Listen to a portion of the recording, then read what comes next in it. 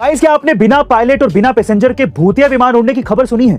चलिए इस खबर के बारे में मैं आपको बताता हूं। रिसेंटली ये रहस्यमय विमान नाटो के एक नहीं बल्कि 6 देशों के ऊपर से निकल गया। ये रहस्यमय विमान बुल्गारिया की सीमा में आने से पहले रोमानिया और हंगरी में घुस गया। इसके बाद ये विमान पोलैंड, स्लोवाकिया, बुल्गारिया और लिथुआनिया की हवाई सीमा में चला गया। ये सब देख नाटो के 2 देश रोमानिया और हंगरी अपने फाइटर जेट के साथ इस रहस्यमय विमान पर हमला करने के लिए तैयार हो गए। लेकिन इस रहस्यमय विमान से कोई जवाब ना मिलने पर इस पर हमला नहीं कर पाए और उसका पीछा करने लगे। पर हैरानी की बात यह हुई कि जब ये विमान बुल्गारिया खेतों में मिला तब उसमें ना तो कोई पायलट मौजूद था और ना ही कोई पैसेंजर। बहरहाल कहा यह भी जा रहा है कि ये विमान बीच में हंगरी में भी लैंड हुआ था और तब उसमें करीब 5 से 6 लोग रिफ्यूलिंग के लिए उतरे थे, पर पुलिस के डर से भाग गए। लेकिन अगर ऐसा हुआ भी था तो फिर ये विमान बुल्गारिया के खेतों में कैसे पहुंचा? वैसे गाइस, आप में से कोई है जो ये गुत्थी सुलझा पाए? कमेंट सेक्शन में जरूर लिखेगा और ऐसे अमेजिंग वीडियोस के लिए शेयर, सब्सक्राइब एंड लाइक। मिलते हैं अगली वीडियो में। गाइस, माइक्रोसॉफ्ट का 27 साल पुराना इंटरनेट एक्सप्लोरर आज बंद हो चुका है। लेकिन आखिर क्यों? दरअसल ये बात है साल 1995 की, जब इंटरनेट एक्सप्लोरर ने आते ही इंटरनेट की दुनिया में तहलका मचा दिया था।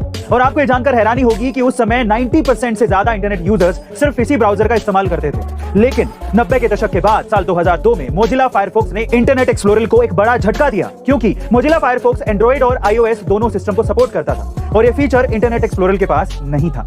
पर तब भी विंडोज में इंटरनेट एक्सप्लोरर की पॉपुलैरिटी बनी हुई थी। लेकिन साल 2007 में एंट्री हुई गूगल क्रोम की, जो बाद में इतना पॉपुलर हो गया कि उसने इंटरनेट एक्सप्लोरर के यूजर्स की संख्या को घटाकर 5% ही कर दिया। और इसी वजह से माइक्रोसॉफ्ट ने 15 जून 2022 को यानी रिसेंटली इसे बंद कर दिया है। लेकिन गाइस, माइक्रोसॉफ्ट के पास अभी भी माइक्रोसॉफ्ट एज ब्राउजर है, जो गूगल क्रोम को अपने नए फीचर से टक्कर देने की तैयारी में है। वैसे गाइस, आपको क्या लगता है कि इंटरनेट ब्राउजर की इस लड़ाई में कौन जीतेगा? कमेंट सेक्शन में जरूर लिखेगा और एक अमेजिंग कमेंट को हम लोग पिन करेंगे, तो इंतजार किस बात का? फटाफट से कमेंट करिए ना। Thank you. गाइस, अक्सर आपने देखा होगा कि ट्रैफिक में एक गाड़ी किसी दूसरी गाड़ी से टकराती है तो दोनों गाड़ियों में कुछ ना कुछ नुकसान हो जाता है और फिर वो दोनों गाड़ियों के मालिक या ड्राइवर आपस में उस नुकसान की भरपाई के लिए लड़ने लगते हैं। और ऐसा कभी ना कभी आपके साथ भी हुआ होगा।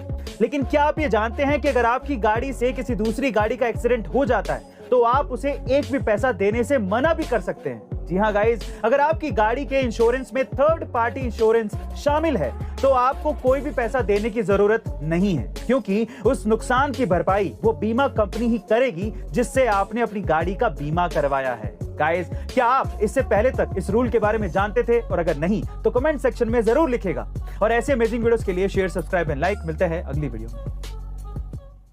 गाइस, क्या आप ये जानते हैं कि आज टाटा की करीबन 29 कंपनियां शेयर मार्केट में लिस्टेड हैं और पिछले 5 सालों में इन कंपनियों के शेयर्स ने इन्वेस्टर्स को 23% से भी ज्यादा का ईयरली रिटर्न दिया है, जिसमें से 17 कंपनियों ने तो साल 2021 के फाइनेंशियल ईयर में 100% से भी ज्यादा का रिटर्न दिया। वहीं 2022 के फाइनेंशियल ईयर की बात करें तो करीबन 11 कंपनियां 100% से ज्यादा रिटर्न अभी तक दे चुकी हैं। लेकिन ऐसा क्यों? दरअसल टाटा की कंपनियों का मैनेजमेंट सिस्टम काफी ज्यादा स्ट्रॉन्ग है और पुरानी कंपनी होने की वजह से लोगों का टाटा पर भरोसा भी काफी ज्यादा है। वहीं टाटा लेटेस्ट टेक्नोलॉजी को भी जल्दी अडॉप्ट करता है और इंडिया में सबसे पहले लेकर आता है। बस इन्हीं कुछ कारणों की वजह से टाटा की कंपनियां आज शेयर मार्केट में इन्वेस्टर्स को अच्छा खासा प्रॉफिट दे रही हैं। वैसे गाइस, अगर आप भी शेयर मार्केट से अच्छा खासा प्रॉफिट कमाना चाहते हैं तो आपको इसी तरह के रिसर्च और नॉलेज की जरूरत है, जो कि आपको मेरी book the basics of stock market में मिल जाएगी, जिसे आप Amazon से ऑर्डर कर सकते हैं, जो कि अभी Amazon पे ट्रेंड कर रही है। सो गाइस, अभी ऑर्डर कीजिए, लिंक डिस्क्रिप्शन बॉक्स में गिवन है।